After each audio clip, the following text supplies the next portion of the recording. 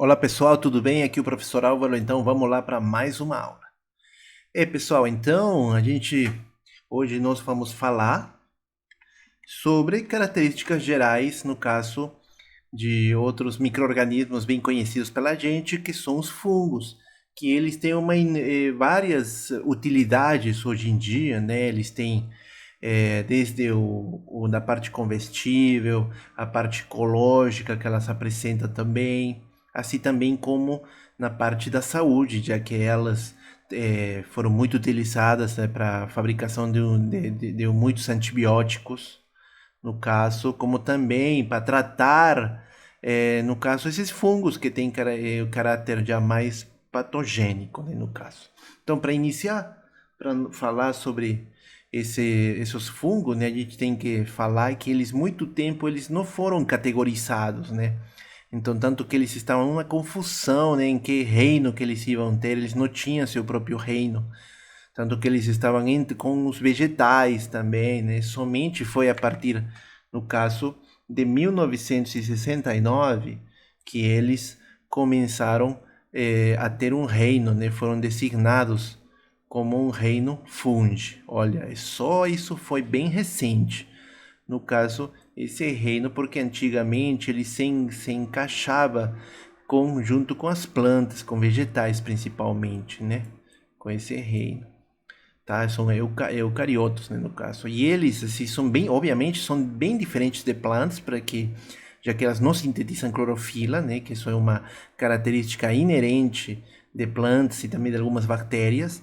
Elas não têm celulose na parede celular, né? A gente vai falar sobre ela, a presença de quitina nessa parede celular.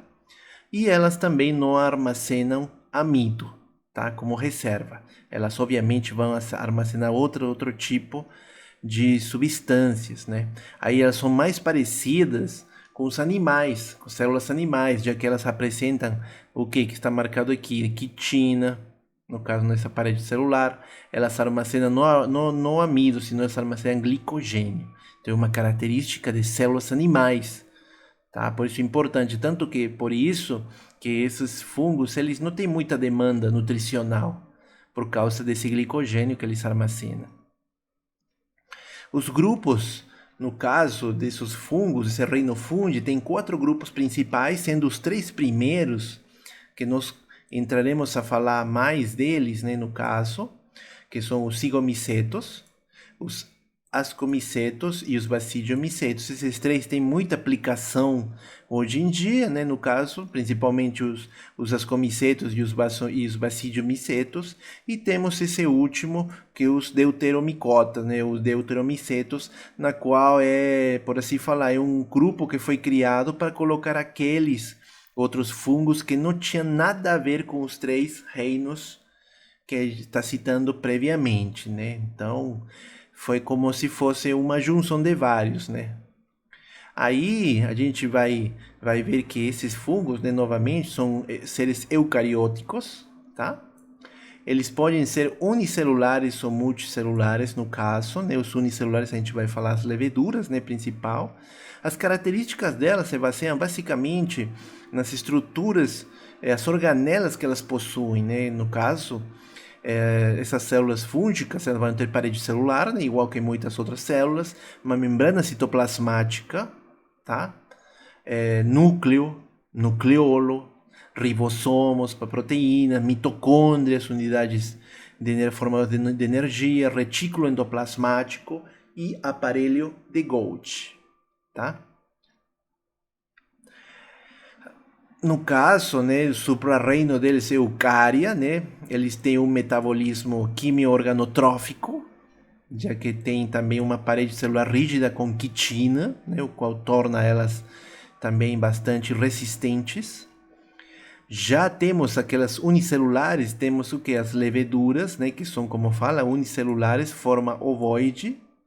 E temos os fungos filamentosos, que são mais conhecidos, na qual eles possuem, obviamente, filamentos longos, eles vão formar ramificações verdadeiras e estruturas de frutificação, tá? Além que eles podem ser também dimórficos, no caso. Aqui só mostrando, né, essas leveduras que são unicelulares presentes. Aqui a gente pode falar do principal expoente deles, que é a Saccharomyces cerevisiae, que ela desempenha um papel importante no caso, né, na produção de bebidas alcoólicas, né, no processo de fermentação, assim como de alguns tipos de temperos, né? Então, essa maioria desses fungos que a gente vai ver, eles são microscópicos, terrestres, por assim falar. Eles habitam solo, ou também pode algum tipo de material morto e desempenham um papel crucial, no caso, na mineralização do carbono orgânico. Por isso que é importante eles na terra, principalmente para a parte de cultivo, no caso. Assim também vamos ter que eles são parasitas, outros podem causar doenças em animais, até no ser humano, nos seres humanos, como a gente vai ver também.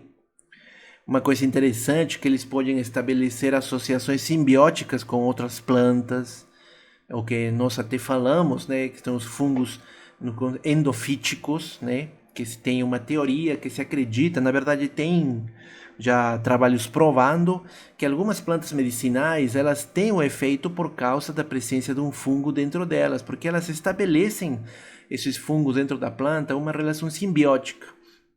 Então, no caso, elas passam a produzir os princípios medicinais que essa planta oferece, né? Então, não seria a planta, senão o fungo que está dentro dela, né? Vivendo simbioticamente, uma associação simbiótica.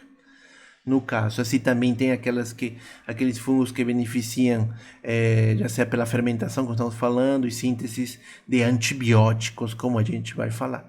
Essas leveduras, elas se reproduzem por gemulação, tá?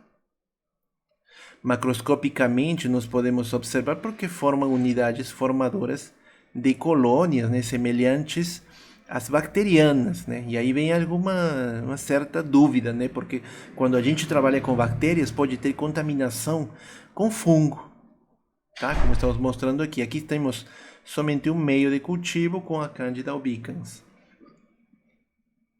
Como estávamos falando, eles podem ser unicelulares ou multicelulares, mas grande maioria dos fungos, eles são multicelulares, tá? Já que eles formam as redes de filamentos, né?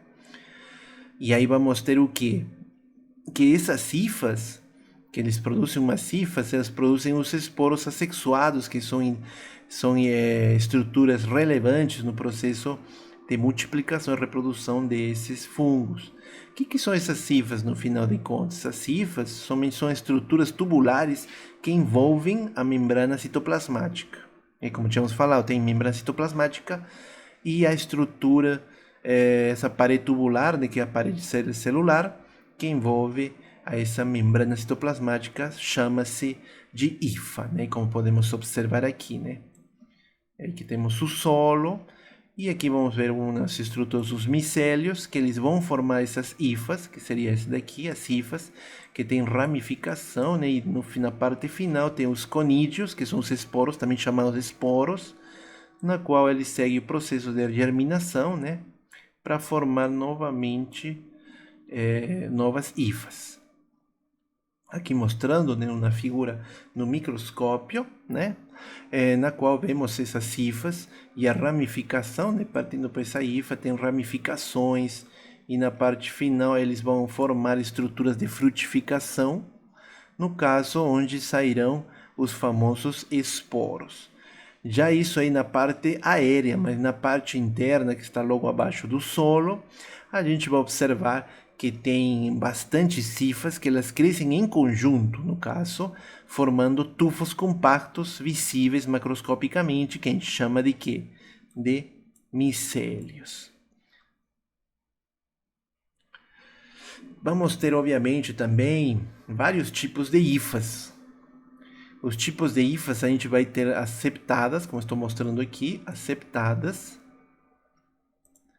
Vou até aumentar, no caso, aqui, né? Temos as septadas e aqui na figura A, septadas, que elas vão ter, no caso, né, um canal, né, que é o septo, que divide, né, cada uma delas, os núcleos presentes, os poros septais. E na figura B temos uma hifa cenocítica, que ela já não tem septos, que divide elas. Assim, também, obviamente, né, essas hifas septadas, elas têm núcleos haploides, no caso, dentro dessa mesma hifa. Vamos ter também, né, na parte de baixo, né, na parte do micélio, que elas têm umas hifas septadas monocarióticas, que também têm núcleos haploides geneticamente idênticos dentro da mesma hifa, né, então bem parecidos.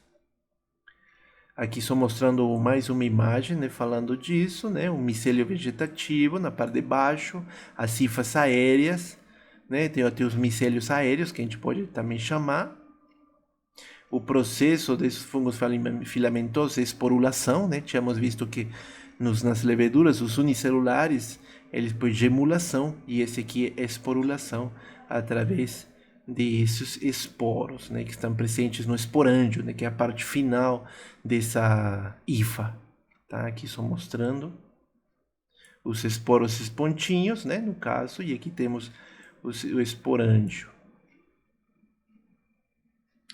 A gente sabe que a partir do micélio, essas hifas aéreas crescem acima da superfície, né? E os esporos são denominados conídeos, né? Já que eles também se chamam conídeos, são formados nas suas pontas. Os conídeos são esporos assexuados e podem ter pigmentos de diversas cores, negro, vermelho, verde, amarelo ou marrom. Isso é característico da espécie.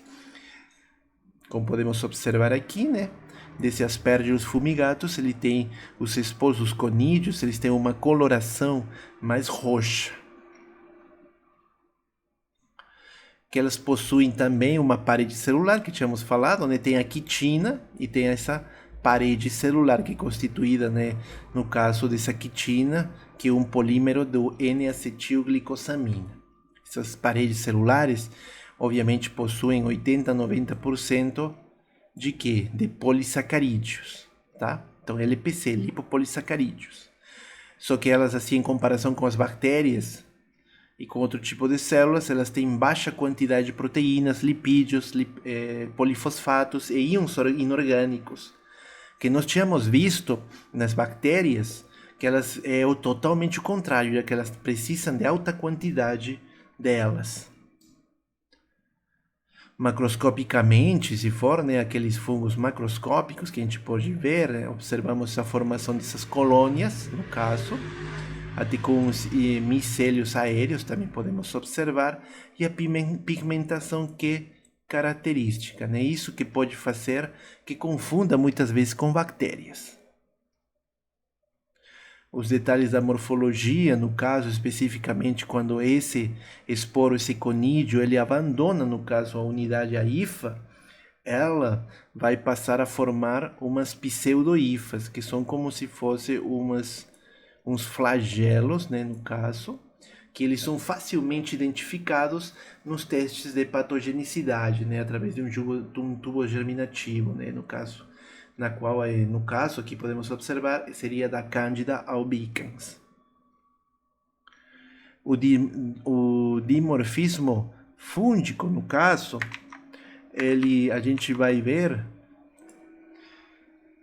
que esse dimorfismo fúngico é um processo que vai fazer a diferenciação celular, que promove, né, a formação de outras estruturas, que nós já falamos, né, por exemplo, a formação de esporos, a transição da forma de micélio para levedura, porque elas também podem passar a se transformar de estruturas pluricelulares para unicelulares, que no caso isso vai depender muito da temperatura, como estamos mostrando aqui. Assim também formação de estruturas de infecção, né, tais como, no caso, os fungos fitopatogênicos, né, aí tem aquelas que nós tínhamos falado agora há pouco, essas hifas patogênicas, né, no caso. Beleza? Tranquilo até aí, pessoal? E isso está muito envolvido, no caso, com a temperatura, viu, pessoal? Tá?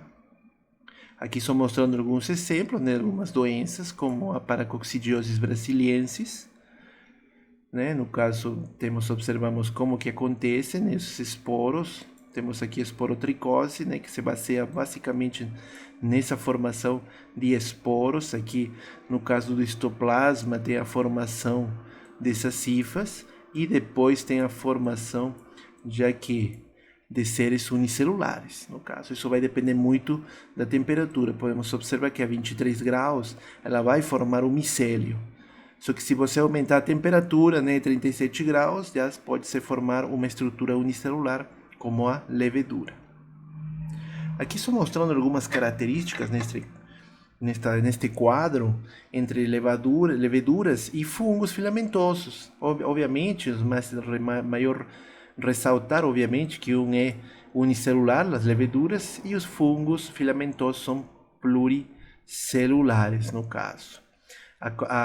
No caso, a composição tem das leveduras parede celular, contendo polissacarídeo e uma proteína, glicosamina, ou lipídio. Já os fungos filamentosos contendo quitina ou celulose. Sabe que isso é muito importante, porque assim a gente determina as características que elas têm entre um e outro. Isso aqui, ó, observa bem que isso aqui é uma pergunta que é muito aplicada nas provas. Elas, na questão da decomposição, elas têm, como nós tínhamos falado, funções mais de decompositores, sejam animais mortos e material vegetal, né? E aí que a gente pode fazer, antes de entrar no próximo, uma relação com essa atividade ecológica, tá? Que tem a ver muito com a decomposição da madeira, papel, tecido, etc. E se trabalha muito, né, já que a lignina ela é uma substância que ela é muito difícil de ser decomposta. Então, e ela está presente em árvores lenhosas. Tem árvore grande mesmo. Aí, o que acontece? O único que consegue decompor vão ser os fungos, no caso, né? Especificamente fungos da podridão, né? Da madeira. Aqui está errado, viu, pessoal? Aqui é madeira. Aqui esquece, madeira, né? Principalmente os basidiomycetos, que a gente vai falar deles em breve.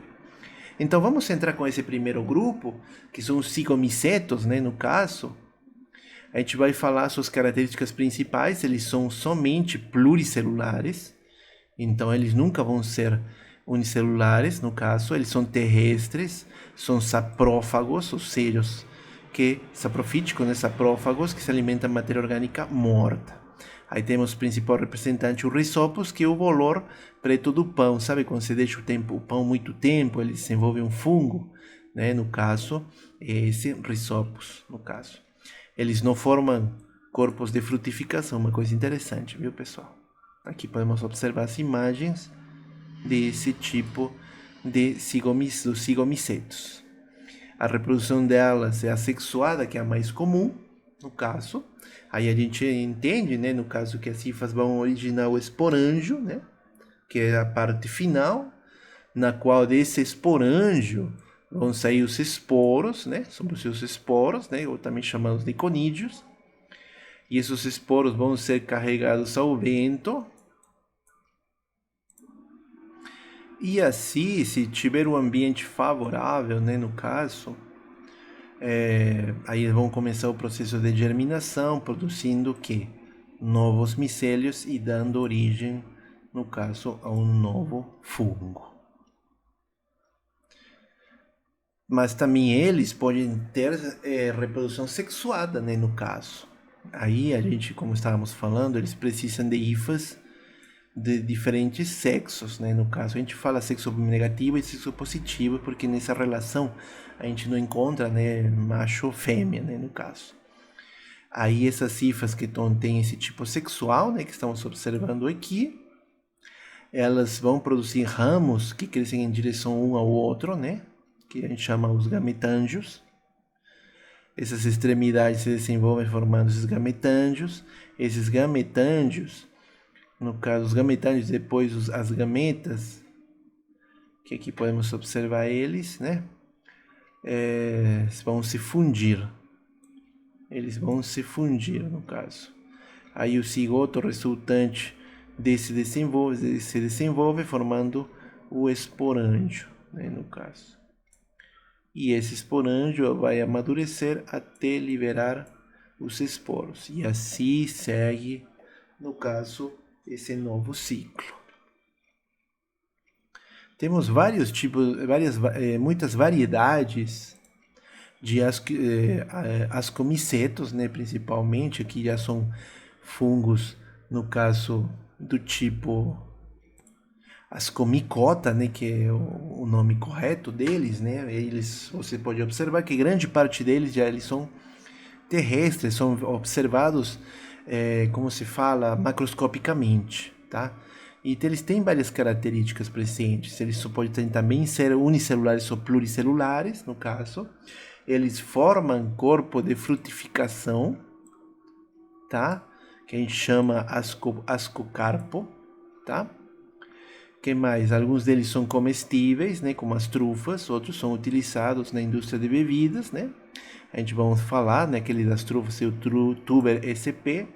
Temos os antibióticos, o penicillium notatum, o Penicillium camembert, né, do queijo camembert, e o Penicillium roquefort, que é a produção do queijo de Roquefort. Também temos os Saccharomyces cerevisiae, que é a produção de bebidas alcoólicas e fermento, né, no caso. A reprodução delas vai ser assexuada também, mas ela pode ser sexuada, né? No caso aqui vamos observar a reprodução sexuada, brotamento em leveduras, que vão gerar novas células, brotos ou gemas, né, no caso. A reprodução sexuada, no caso, vai ter, obviamente, fusão de hifas sempre, como tínhamos visto nos cigomicetos também. Formação de hifas dicarióticas. Essas hifas, no caso, dicarióticas, essas hifas dicarióticas se desenvolvem e formam corpos de frutificação, no caso.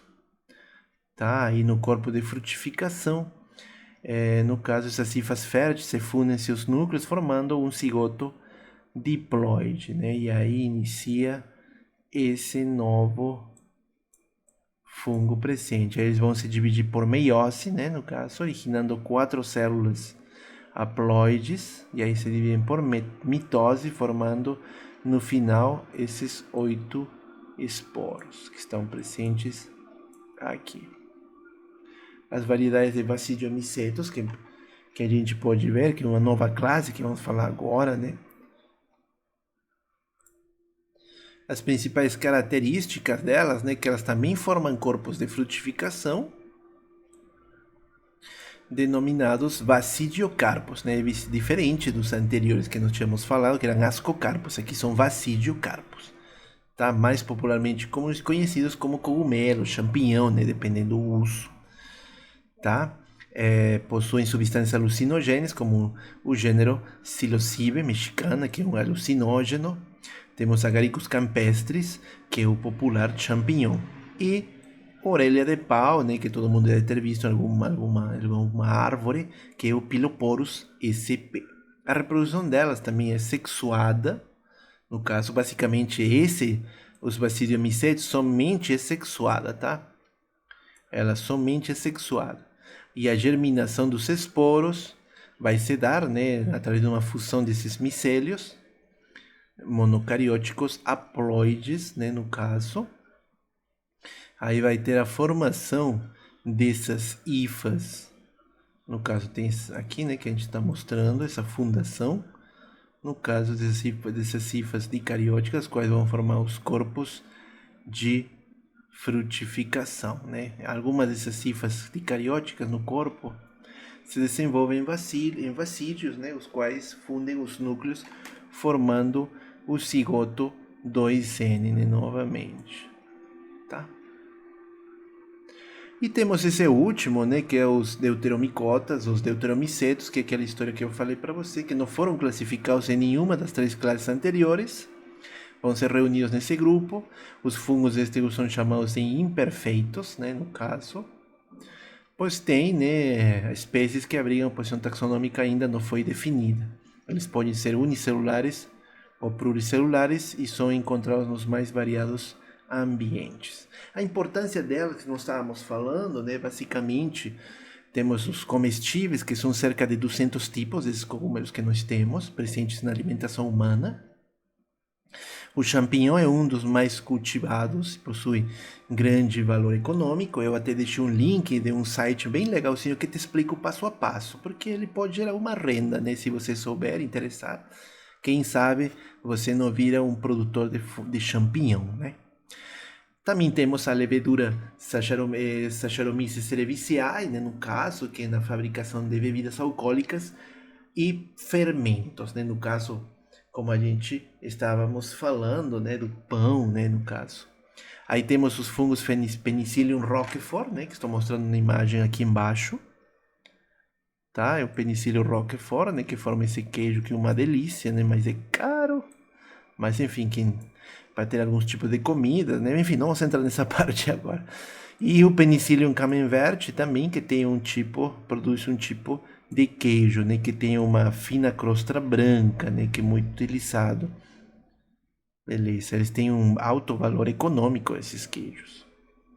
Assim temos o agaricum bisporus, que a gente estava falando, que tem um link do site, quem tiver interesse, né? Para observar como é essa criação desses fungos. Assim também temos outros, como o shiitake, né, a lentinula edodes, temos o haritake, a Pleurotus ostreatus, e a Imematsutake, né, o Imematsutake, que é o Agaricus subrufescens, né? Todos eles são fungos comestíveis. Muitos deles têm umas histórias bacanas, né? Porque eles passaram a ser comestíveis em períodos onde estava com problema de alimentação, principalmente nas guerras, nas grandes guerras, né? Na Primeira Guerra, esse Imematsutake, ele foi descoberto dessa forma. Obviamente, também teve problemas, porque foram descobertos, no caso, alguns tipos de fungos, né? Cogumelos que já tinham que são venenosos, né? Do gênero Amanita. Principalmente esse muscaria, que ele tem outra aplicação, já que ele foi, devido a ele, conseguiram reconhecer, identificar os primeiros receptores biológicos do corpo, que foi batizado com o nome, que são receptores muscarínicos. Aí temos, no caso, o Amanita phalloides, né, o chapéu da morte, alucinógenos que provocavam a morte de quem comia eles. Como uso, né, como uso de substâncias químicas, produtores, penicilino notato, que nós falamos, foi descoberto desde 1928. Na produção de pão, né, podemos observar o risopos, que eu tinha falado para vocês, alguns tipos de fermentos. No caso, o risopos, ele que causa, né, o fungo que afeta, né, quando estraga o pão. Mas quem produz, aumenta essa produção de pão, no caso que ajuda, né, na produção de pão, vai ser o Saccharomyces cerevisiae, viu, pessoal? Mesma coisa, temos também na produção de vinho. Mas também vamos ter alguns fungos que eles causam doenças nas plantas, nas folhas, devido à presença de manchas que normalmente a gente observa.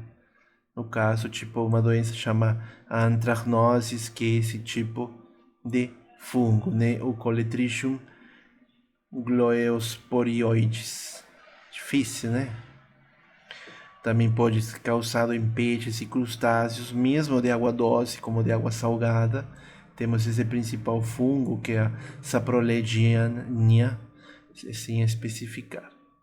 E aqueles de importância, no caso, nas doenças doenças do homem, micoses, né, pele praticamente, temos a candidíase, que pode ser do tipo, no caso, vaginal, e a candidíase inframamária. Essa candidíase vaginal, obviamente, vocês vão falar bastante em outras disciplinas, né, mas a gente vai comentando, né.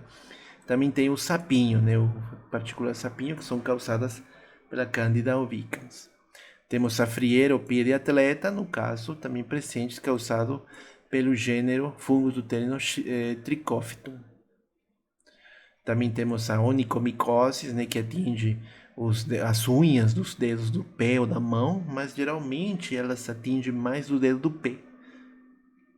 A Tinea captis, né, no caso, que pode ser até chamada vulgarmente como sarna, né, que você vê, observam bastante, acontece isso em crianças, mas você pode ver um cachorro de rua, que mora na rua, que ele pode ser atingido bastante por essa micose superficial. E a que estamos falando, né, a candidíase inframamária, né, que tem uma sintomatologia dor, vermelhidão, ferida de difícil cicatrização, né, uma vez que provoca a lesão mais aprofundada, enfim.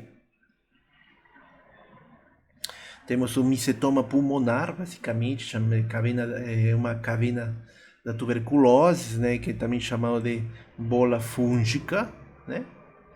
É um micetoma intracavitário que é provocado por esse fungo, pela aspiração desse fungo Aspergillus fumigatus, tá? Que provoca essa doença pulmonar pregressa, né? E promove a formação de cavidades dentro do parênquima pulmonar. Assim tem a colonização desse pulmão por parte desse fungo. Também temos as doenças ou as micoses vaciadas relacionadas com fezes de aves, né? Principalmente se for da pomba, né? Temos a histoplasmose, né? Dada pelo Histoplasma capsulatum, e a criptococose, provocada pela Cryptococcus neoformans. Beleza, pessoal? Então, basicamente seria isso. A gente tem que focar bastante nas características que nós falamos desses 4 gêneros. Assim também os russos é uma coisa importante. E também, pessoal, observar bem a questão, no caso das diferenças entre fungos filamentosos e leveduras. Tá? Essa aula estará no meu canal, né? Está disponível aqui no meu canal. Peço para você se inscrever no canal, deixar o like e compartilhar com aquele que não tem ainda ou que precise dessa informação. Abração aí para vocês, pessoal. Obrigado.